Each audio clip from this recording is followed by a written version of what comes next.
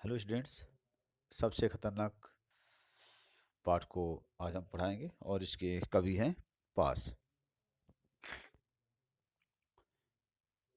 इसमें सबसे खतरनाक कविता जो है प्रगतिवादी चेतना की कविता है और कवि पाठकों को अन्याय के विरुद्ध डटकर खड़े होने की प्रेरणा देना चाहता है। कविता का सारांश कुछ इस प्रकार है कि मेहनत की लूट खतरनाक नहीं होती। मतलब मेहनत का किया हुआ लुट जाना, पुलिस की मार सहना या गद्दारी लोभ का शिकार होना इतना खतरनाक नहीं होता। सहमी सी चुप्पी में सिमटे रहना, कपट के शोर में दब जाना, संघर्ष के लिए कसमकस कर रह जाना भी इतना बुरा नहीं होता जितना कि मुर्दा होकर के शांत जीवन जीना। सब कुछ सहन कर जाना, रोजमर्रा के जीवन में खो जाना, हमारे सपनों का मर जाना, प्रगति के साथ कदम ना मिलाना। इसमें क्या है सबसे खतरनाक होता है? जो आंख जड़ होती है, जिसमें प्यार को महसूस करने की ताकत नहीं होती है, जो रोजमर्रा की ढर्रेदार जिंदगी में खो जाती है, वह खतरनाक होती है। वह चांद खतरनाक होता है जो हत्याकांड के बाद भी कचोटता रहे हैं। वह गीत खतरनाक होता है जो हमेशा करुण रस के भाव व्यक्त करने करके सहमे हुए लोगों को और डराता है। वह रात खतरनाक होती है जो जिंदा आत्मा पर उल्लू और गीदड़ की तरह चिपकी रहती है। वह दिशा खतरनाक होती है जो आत्मा के सूरज को खिलाने के बजाय मुर्दा धूप के टुकड़े को ही अपना लेती है। आशय यह है कि मुर्दा संस्कारों को ढोने के बजाय आत्मा की पुकार का रास्ता चुनना श्रेष्ठ है। तो बच्चों, सबसे पहले अपने पहले फर्स्ट पैराग्राफ में चलते हैं कि मेहनत की लूट सबसे खतरनाक नहीं होती, पुलिस की मार सबसे खतरनाक नहीं होती, गद्दारी लोभ की मुट्ठी सबसे खतरनाक नहीं होती, बैठे बिठाए पकड़े जाना बुरा तो है, सहमी सी चुप में जकड़े जाना बुरा तो है, पर सबसे खतरनाक नहीं होता। स्टूडेंट्स सबसे पहले संदर्भ में लिखेंगे। प्रस्तुत पद्यांश पंजाबी भाषा के प्रगतिवादी कवि पास द्वारा रचित और चमनलाल द्वारा अनुदित सबसे खतरनाक नामक कविता से उद्धृत है। और इसमें उन्होंने देशवासियों को, प्रसंग में लिखेंगे कि इसमें उन्होंने देशवासियों को जड़ न होने, संघर्षशील होने तथा कुछ करके आगे बढ़ने की इच्छा से जो बात कही गई है, कथन की पृष्ठभूमि बनाते हुए वे कुछ खतरनाक स्थितियों का उल्लेख करते हैं। इसमें से कवि कहता है कि वह मानता है कि मेहनत के बदले उचित मूल्य न मिल पाना खतरनाक होता है, परंतु वह सबसे खतरनाक नहीं होता। यह भी माना कि पुलिस की मार पड़ना खतरनाक होता है, परंतु इससे भी अधिक खतरनाक बातें कुछ और हैं। लोभ में पड़ कर के देश के विरुद्ध षड्यंत्र रचना खतरनाक होता है, परंतु यह संसार का सबसे खतरनाक काम नहीं होता। संघर्ष किए बिना पुलिस द्वारा पकड़े जाना और जेल में डाल दिया जाना बुरी बात है। अन्याय के विरुद्ध चुपचाप सहमे पड़े रहना तो बुरी बात है, परंतु इन बातों को सबसे खतरनाक नहीं कहा जा सकता। तो यहाँ पर क्या है, कवि ने सबसे खतरनाक नहीं होती ये काव्यांश की आवृत्ति करके कवि क्या कहना चाहता है। देखिए, इस काव्यांश में सबसे खतरनाक नहीं होता, इस बात को बार बार रिपीट करके कवि यह कहना चाहता है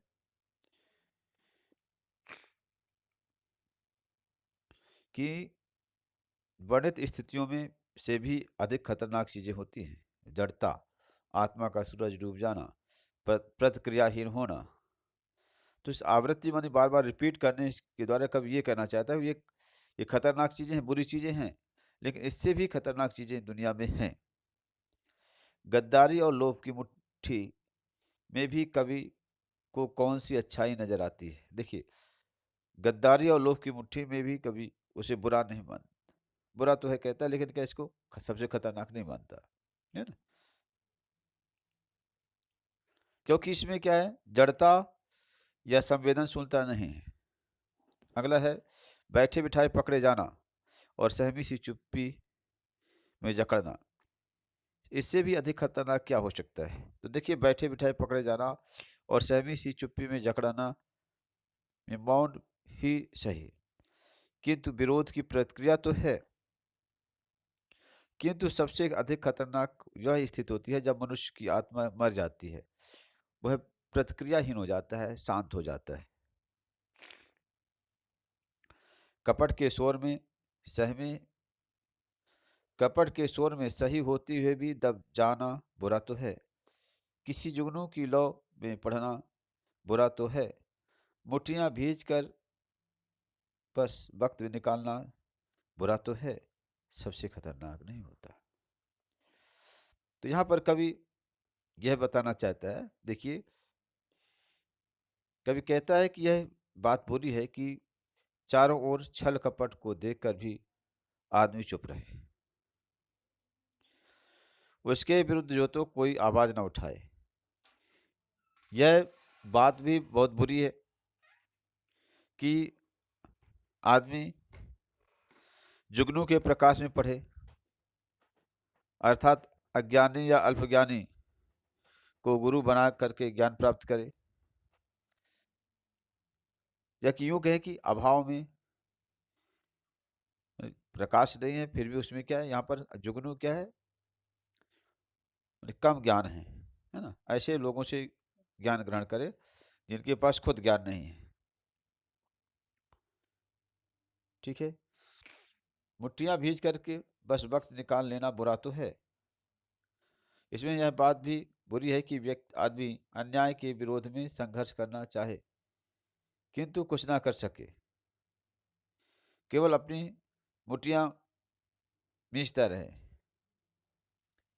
ये सब बातें बुरी हैं, ठीक है, लेकिन ये खतरनाक ये क्या है, परंतु इससे भी बुरी और खतरनाक स्थितियां हैं। इसलिए कभी कह दिया है ना कि ये सब क्या है, सबसे खतरनाक नहीं है ना। देखिए, कभी जो है तो सही आवाज के दब जाने को भी सबसे खतरनाक क्यों नहीं मानता है। यहाँ पर देखिए, कभी सही आवाज को भी जो है प्रकट होना चाहिए, इस बात तो बात सही है, लेकिन क्या जब वह आवाज कपट की उस जाल में शोर में वो दब जाए,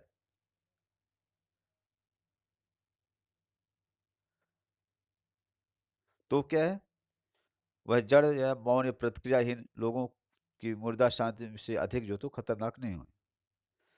कम से कम उसमें जो तो आवाज उठाने का दम तो है। किसी जुगनू की लौ में पढ़ने को बुरा क्यों कहा गया है? देखिए, जुगनू की लौ के पढ़ने का आशय है कि साधनहीनता की स्थिति में भी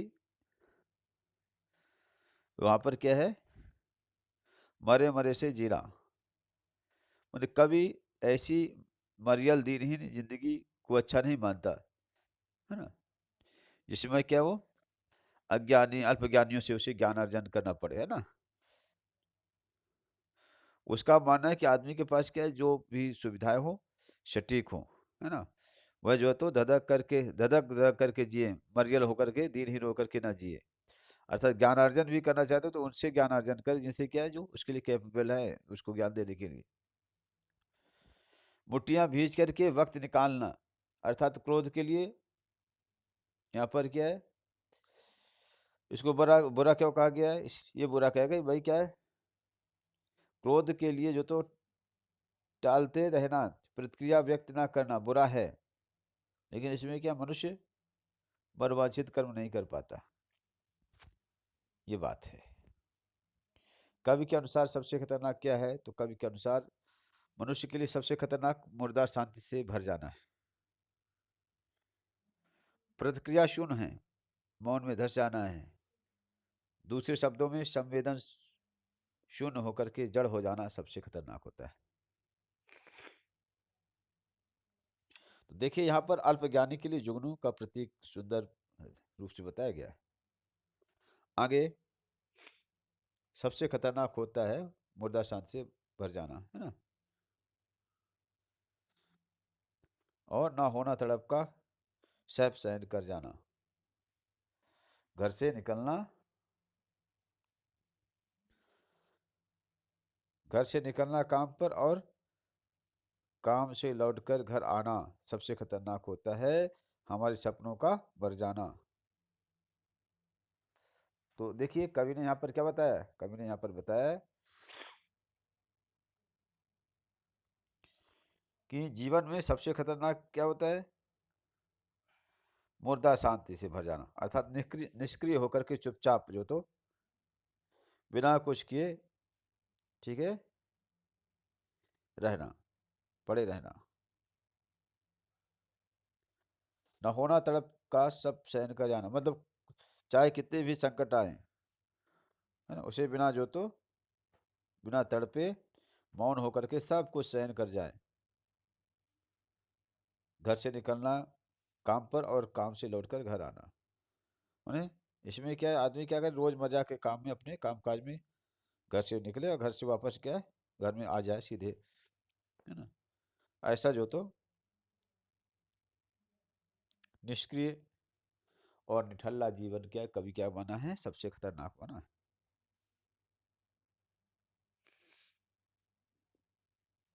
हमारे सबसे सबसे खतरनाक होता है हमारे सपनों का मर जाना।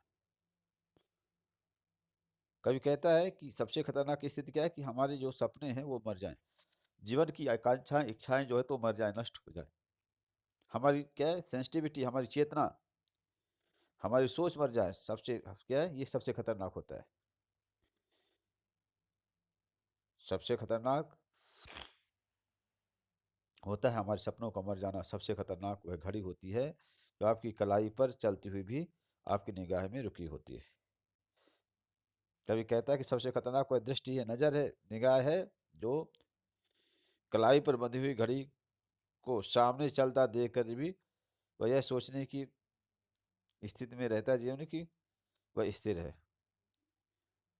अर्थात इसके कहने का मतलब ये, कब ये कहना चाहता है कि जो मनुष्य नित्य होने वाली चेंजेज है, परिवर्तनों को देखकर भी उसके अनुसार ना तो बदलता है ना बदलना चाहता है ना? अपने जो तो ढर्रेदार जो तो मुर्दा जीवन के को सच मान लेता है, वह खतरनाक होता है। वह नहीं जानता कि अगर हम अपडेट नहीं होंगे तो आउटडेटेड हो जाएंगे। ओके स्टूडेंट्स, तो इसके बाद इसमें इस पैराग्राफ में से अब ये प्रश्न उठता है कि कवि के अनुसार जीवन में सबसे अधिक खतरनाक स्थिति कौन सी है। तो यहाँ पर कवि के अनुसार जीवन की सबसे खतरनाक स्थिति क्या है, जिस आदमी के जीवन में क्या प्रतिक्रियाएं नहीं होती हैं। नहीं, साइंस का नियम, न्यूटन्स का third law, every action has reaction, तो हर क्रिया की प्रतिक्रिया होती है, कुछ भी करोगे। लेकिन जिसके जीवन में क्या है, एक निर्जीव अगर क्या है, गेंद को भी अगर आप दीवार में की तरफ फेंकोगे तो दीवार की तरफ से क्या है, रिवर्स होकर आपकी तरफ आएगी। लेकिन क्या है, जिसके जीवन में क्या उस निर्जीव दीवार की बराबर ही क्या सेंसिटिविटी चली जाए, वो सबसे खतरनाक होता है जीवन। और जो कष्ट पा करके तड़पते नहीं है, जिसकी जिंदगी क्या डेली रूटीन में क्या है, खप चुकी होती है, जिसके जीवन के स्वप्न मर चुके होते हैं, जिसके जीवन में ठहराव आ गया है, जिसका जीवन मुर्दा की तरह शांत हो गया है, वो सबसे खतरनाक होता है।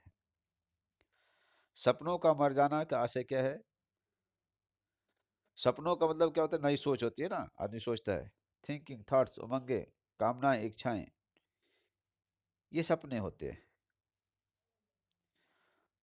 मनुष्य अपनी जिंदगी में अगर वो संतुष्ट हो गया, उसमें क्रिएटिविटी और थॉट्स सब चले गए, नहीं, है ना,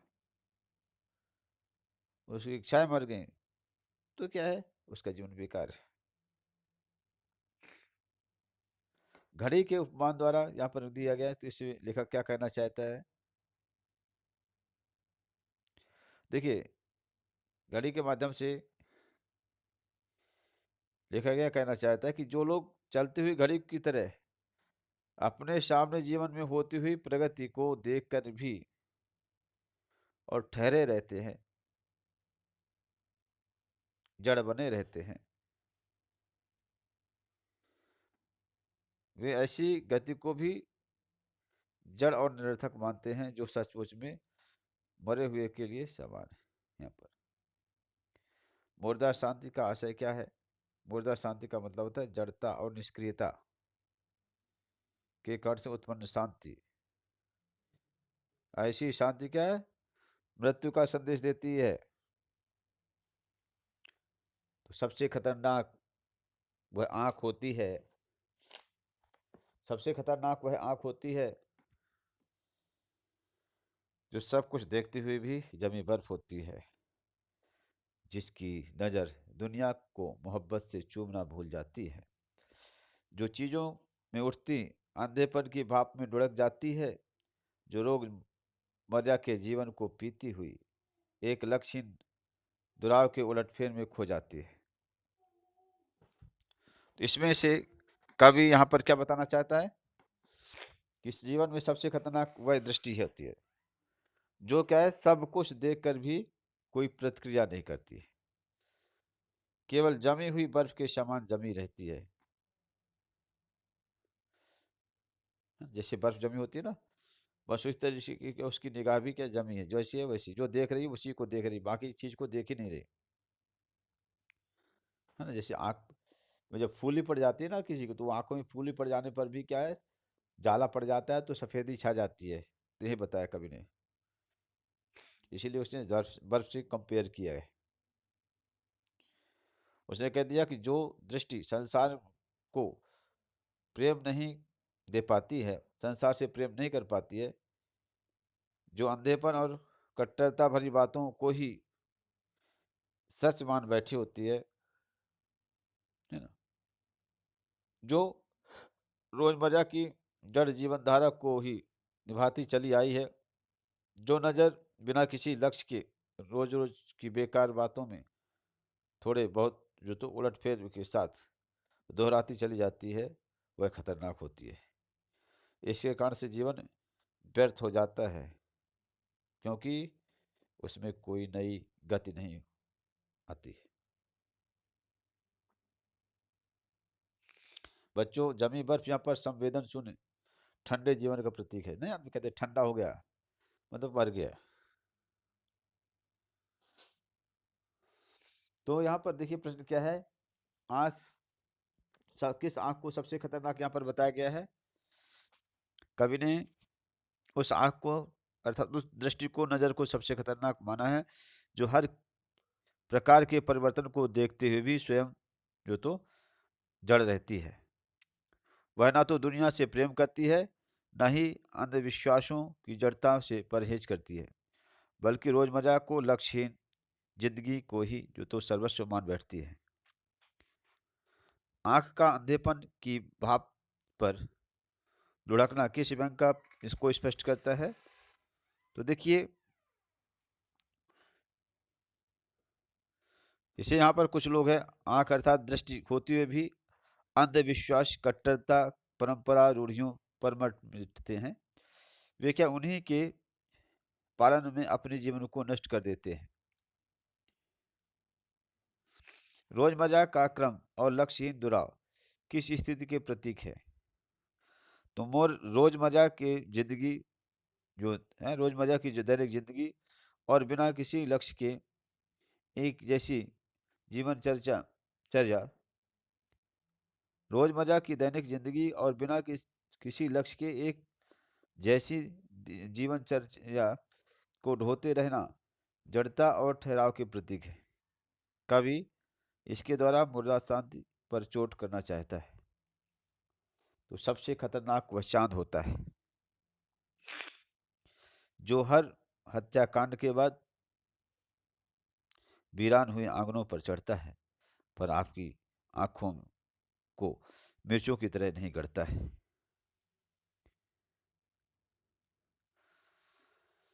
देखिए, यहाँ पर कवि चांद को आस्था और विश्वास के प्रतीक के रूप में प्रस्तुत किया है। कवि कहता है कि वह चांद सबसे खतरनाक होता है जो हर हत्याकांड के बाद हत्या के शिकार लोगों के शून्य आंगन पर चढ़ता है और फिर भी वह आंखों में खटकता नहीं। मतलब यह है कि जब लोगों के साथ घोर अत्याचार और नरसंहार किए जाते हैं, तब भी उनके आंगन में आस्था, विश्वास, शांति और भगवान भक्त के नाम पर मनमोहक बातें की जाती हैं। आश्चर्य यह है कि ये सब बातें पीड़ित लोगों को चिढ़ाती नहीं, बल्कि हत्याकांड करने वाले लोगों के प्रति भड़काती नहीं, और क्या है, उन्हें शांति के लिए करती हैं। ऐसी शांति बहुत खतरनाक होती है। इसमें मानवीय समस्याओं का कोई हल नहीं निकलता है। तो यह चांद को हमारी आस्था, विश्वास का प्रतीक के रूप में माना गया है। ठीक है, मिर्च की तरह यहाँ पर ना गणना, यहाँ पर ये चीज़ें बुरा ना लगना, ये चीज़ है। तो देखिए, चांद किसका प्रतीक है? तो यहाँ पर चांद ऐसे धार्मिक नेताओं का प्रतीक है जो किसी प्रकार के अत्याचार, अन्याय को देख करके भी मीठी मीठी जो तो शांतिदायनी बातें करते हैं। वे पीड़ित व्यक्ति के मन में प्रतिक्रिया जगाने के बजाय उसे प्रतिक्रिया ही शून्य बनाने का या शांत करने का प्रयास करते हैं। कभी लोगों की कैसे व्यवहार की अपेक्षा करते हैं, कभी यहाँ पर लोगों से यह अपेक्षा करते हैं कि वे धर्म के नाम पर ठंडी मीठी प्रतिक्रियाहीन शांति बांटने वाले धार्मिक नेताओं की बातों को ना माने, बल्कि उनके खिलाफ आवाज उठाएं। कभी क्या चाहता है कि चांद लोगों की आंखों में मिर्चों सा गड़े? हाँ भाई, कभी जो है चाहता है कि जड़ शांत की बातों करने वाले धार्मिक नेता, पंडित है, पुजारी है, जो भी हैं, उन लोगों की आंखों में चुभे, वे उसका बहिष्कार करें। तो सबसे खतरनाक वह गीत होता है आपके कानों तक पहुंचने के लिए जो मर्सिया पढ़ता है, आतंकित लोगों के दरवाजों पर जो मुर्दों की तरह या गुंडों की तरह अकड़ता है। तो देखिए, कवि कहता है कि सबसे खतरनाक ऐसे गीत होते हैं जो आपका ध्यान खींचने के लिए करुणा भरे स्वर व्यक्त करते हैं, जो डरे हुए लोगों को गुंडों की भांति और अधिक धमकाते हैं। मर्सिये मतलब मृत्यु पर पढ़े जाने वाले काल जो कारुणिक गीत का मतलब है। उन्हें लज्जित करते हैं, चिढ़ाते हैं तथा भयभीत करते हैं। मतलब यह है कि वह जो है गीतकार का दायित्व बनता है कि वह डरे हुए लोगों को सहारा दे और प्रेरणा दे। उसकी बजाय उन्हें क्या है, रुलाना या जो तो डराना, दोनों निंदनीय है। बच्चों, यहाँ पर गीत का मानवीयकरण किया गया है, इसलिए यहाँ पर मानवीयकरण अलंकार है।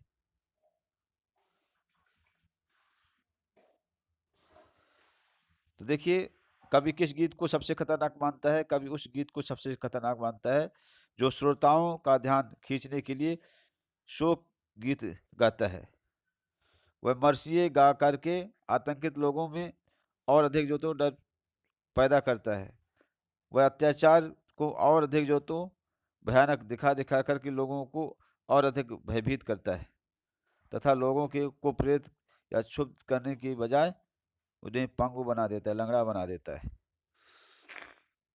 आतंकित लोगों पर गुंडे की तरह अकड़ने की स्थिति का क्या आशय है?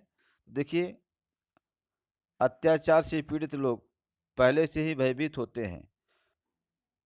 कुछ कवि उन्हें गीतों में अत्याचारियों के अत्याचारों को और अधिक बढ़ा चढ़ा करके इस तरह दिखाते हैं कि आतंकित लोग जो तो अत्याचारियों के विरुद्ध खड़े होने की बजाय और अधिक जो तो सिकुड़ करके और सिमट जाते हैं। ऐसे गीतकार गुंडों की भांति जो तो व्यवहार करते हैं। सबसे खतरनाक वह रात होती है जो जिंदा रूह की आसमानों पर ढलती है, जिसमें सिर्फ उल्लू बोलते हैं और हुआ हुआ करता गीदड़ हमेशा के अंधेरे बंद दरवाजे चौगाठों पर चिपक जाते हैं। जिंदा रूह मतलब जीवित आत्मा, चौगाठों में चौखट,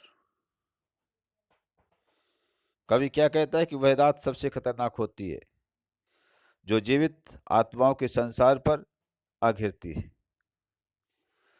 जिसमें सिर्फ उल्लू बोलता है और गीदड़ हुआ हुआ करते हैं। ये उल्लू और गीदड़ हमेशा हमेशा के लिए बंद हुए अंधेरे दरवाजों और चौगाटों पर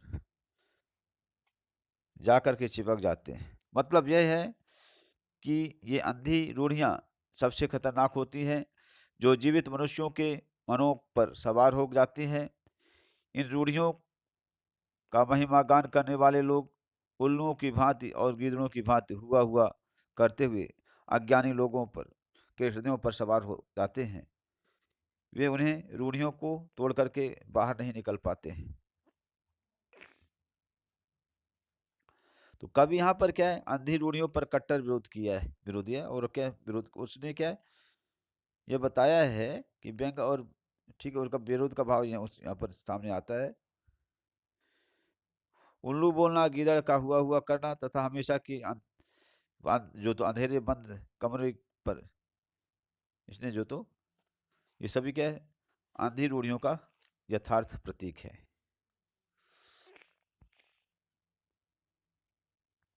हमेशा के बंद कमरे मतलब रूढ़िग्रस्त संस्कारों वाले लोगों के लिए बहुत सशक्त उन्होंने कवि ने बताया। कवि किस रात को सबसे खतरनाक मानता है? कवि अंधविश्वास और रूढ़ियों से भरे वातावरण की रात को सबसे अधिक खतरनाक मानता है जो जीवित जिंदा दिल लोगों के हृदयों पर घिर जाते हैं। सबसे खतरनाक क्यों मानता है? इसलिए मानता है, यहाँ पर क्या है ना, इसमें से कवि यहाँ पर बताना ये चाहता है कि ऐसी जड़ दशा पर किसी प्रकार का कोई परिवर्तन, विकास या सुधार नहीं हो पा सकता है। इसलिए फिर से सुन लीजिए, यहाँ पर इसमें क्या है, कवि अंधविश्वासों और रूढ़ियों से भरे वातावरण को वह रात कहता है जो जीवित जिंदा दिल लोगों के हृदयों पर घिर जाती हैं। तब लोग कट्टर और अंधविश्वासी बन जाते हैं। यह स्थिति सबसे खतरनाक होती है। जिंदा रूह के आसमानों द्वारा कवि क्या कहना चाहता है? जिंदा रूह के आसमानों का मतलब यह है जीवित और सजग लोगों की आत्मा। तो यहाँ पर कवि कहना चाहता है कि बौद्धिक और आत्मिक रूप से जागृत लोगों को रूढ़ियों और अंधविश्वासों से बचकर रहना चाहिए। उल्लू और गीदड़ यहाँ पर किसके प्रतीक है? उल्लू और गीदड़ उन विवेकहीन, अंधे और कायर लोगों के प्रतीक हैं जो वर्षों बरस से उन्हीं पुरानी रूढ़वादी बातों को दोहराते चले आते हैं। तो सबसे खतरनाक वह दिशा होती है जिसमें आत्मा का सूरज डूब जाए और उसकी मुर्दा धूप का कोई टुकड़ा आपके जिस्म के पूरब में चुभ जाए।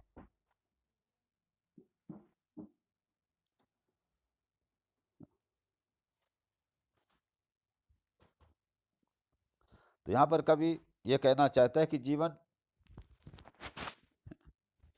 की वह दिशा सबसे खतरनाक होती है जो आत्मा की सूरज को अस्त कर देती है। मतलब यह है कि आत्मा की आवाज़ को अनसुना करने वाली सोच बहुत खतरनाक होती है। वह विचारधारा सबसे खतरनाक होती है जो मुर्दा धूप की तरह होती है तथा मनुष्य के शरीर में कांच के टुकड़ों की तरह चुभी रहती है। आशय यह है कि ऐसी विचारधारा जो रूढ़ियों से ग्रस्त होती है मनुष्य के मन में बराबर कसकती रहती है। कवि संकेत में पुराणपंथी विचारधारा या कट्टरवादी विचारधारा का विरोध किया है। वह कहता है कि ऐसी विचारधारा को मुर्दा धूप का टुकड़ा कहना चाहिए जो कांच के टुकड़े की भांति मनुष्य के शरीर पर चुभ जाती है।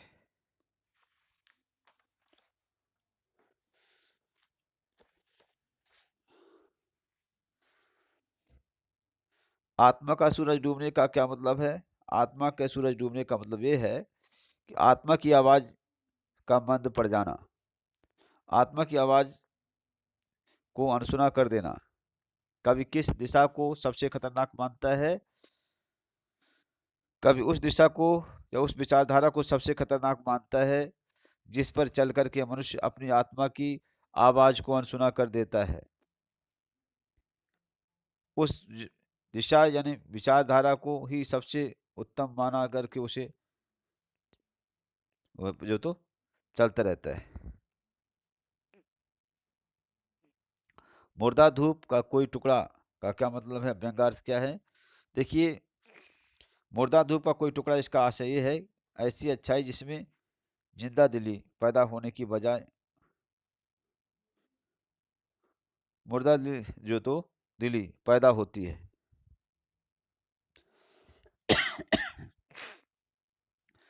जैसे त्याग, अहिंसा, सद्भाव, बलिदान,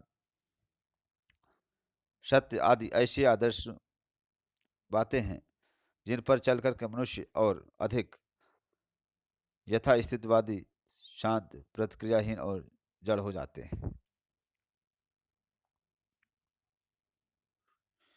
इस काव्यांश का व्यंग्यार्थ ये है कि किसी विचारधारा के चक्कर में पड़ करके अपनी आत्मा की तेजस्विता, आभा को न भूला जाए। किसी पुराने एकाद अच्छाई को लिए लिए नित्य नई उमंगों तरंगों से वंचित न रहा जाए। इसलिए दकियानूसी कट्टरता को छोड़ करके स्वतंत्र मन से जिए।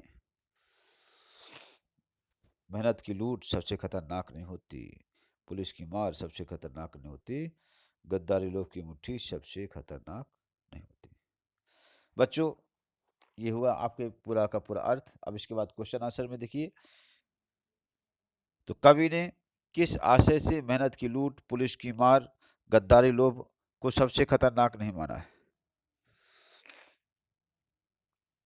तो कवि मेहनत की लूट, पुलिस की मार या गद्दारी लोभ को बुरा तो मानता है, किंतु सबसे खतरनाक नहीं मानता।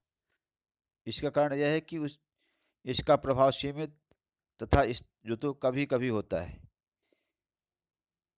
इनसे जो तो उबरा जा सकता है, इसके विरुद्ध संघर्ष किया जा सकता है, परंतु कुछ खतरनाक बातें ऐसी हैं जो मनुष्य के मन में कुसंस्कारों के रूप में इस तरह से जम गई हैं कि मनुष्य का उसका उद्धार नहीं हो पा रहा है। उसकी तुलना में ये सब बातें जो तो सबसे खतरनाक नहीं है। सबसे खतरनाक शब्द को बार बार दोहराए जाने से कभी नहीं, कविता में क्या असर डाला है? तो जैसे कि इसके पहले मैंने बता दिया कि कवि ने यहाँ पर क्या किसी शब्द बार बार सबसे खतरनाक इस शब्द को दोहराया है, तो इसका है कि पाठकों के ध्यान जो तो अधिक जो तो इधर गया है, वे कथन के मूल में जाने को अधिक तत्पर हुए हैं और इसमें क्या है, जिज्ञासा उत्पन्न हुई है तरह तरह की बुरी बातों के लिए, है ना। परिस्थितियों में तुलना कर भाव पैदा हुआ है। इसमें कविता जो कवि जो है तो कविता पर जो तो कवि की कविता पर जो पाठक तल्लीन हो जाते हैं। कवि ने कविता में कई बातों को बुरा तो है कह करके और बातें बुरा है या बुरा ना कहकर बुरा तो है ये कहा है। कवि ने कविता में कई बातों को बुरा है ना कहकर बुरा तो है कह दिया है ना। तो इसमें तो के प्रयोग से कथन में की भंगिमा में क्या मतलब बदलाव आता है? बुरा है तथा बुरा तो है, ये दो अलग अलग शैलियां हैं। बुरा है मतलब स्पष्ट है कि आरोप है कि बुरा तो, इसमें क्या कोई ना कोई जो तो बचाने वाला कारण जो संलग्न नहीं है, लेकिन क्या है, बुरा तो है, तो से बचाव है या कोई ना कोई जो तो औचित्य है। बुरा है और बुरा तो है, बुरा तो है वह इसमें कहते हैं कि एक अज्ञात कारण इसके साथ संबद्ध हो जाता है। बुरा है कहने से वाक्य पूर्ण हो जाता है, बुरा तो है कह करके हम बात आगे बढ़ाते हैं, श्रोता के मन में जिज्ञासा पैदा करते हैं और अधिक जो तो जानने के लिए बाध्य करते हैं। मुर्दा शांति में से भर जाना और हमारे संस्कार सपनों का मर जाना, इनको सबसे खतरनाक माना गया है।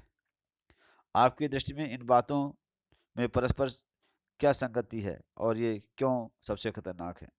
देखिए, दोनों स्थितियां सबसे खतरनाक मानी गई है, जो कि उचित है। मुर्दा शांति से भर जाना का मतलब है एकदम निष्क्रिय, निठल्ला, जड़ और प्रतिक्रिया शून्य होना है। हमारे सपनों के मर जाने का मतलब यही है कि कुछ कर गुजरने की उमंग ही नष्ट हो जाए। दोनों ही स्थितियां सबसे खतरनाक है और एक जैसी हैं। दोनों मनुष्यों को निकम्मा बनाती हैं। दोनों ही स्थितियों में मनुष्य पंगु हो जाता है। तो सबसे खतरनाक वह इस घड़ी होती है जो आपकी कलाई पर चलती हुई भी जो आपकी निगाह में रुकी होती है। इन पंक्तियों से घड़ी शब्द का की व्यंजना बताइए। तो देखिए, इन पंक्तियों में घड़ी कलाई की घड़ी ना होकर के जीवन की का प्रतीक है। जैसे घड़ी निरंतर जो तो चलती रहती है, उसी प्रकार जीवन भी निरंतर गतिशील होता है। कवि ऐसे लोगों पर व्यंग करता है जो जीवन की गति को निरंतर देखते हुए भी यथास्थिति और अपरिवर्तनीय बनाए रखते हैं। वह चांद सबसे खतरनाक होता है जो हर हत्याकांड के बाद आपकी आंखों में मिर्ची की तरह नहीं करता है। देखिए, यहाँ पर चांद हमारी आस्था और विश्वास का प्रतीक है, जो हर हत्याकांड के बाद भी ज्यों का त्यों बना रहता है। हम हत्याकांड जैसे अत्याचार सहन करके भी अपनी आत्मा को डगमगाने नहीं देते। होना तो यह चाहिए कि हत्याकांड होने के बाद हमारी आत्माएं हिलें, विश्वास हिलें, हम उन पर प्रश्न चिन्ह लगाएं, क्रोधित हों, किंतु ऐसा कुछ भी नहीं होता।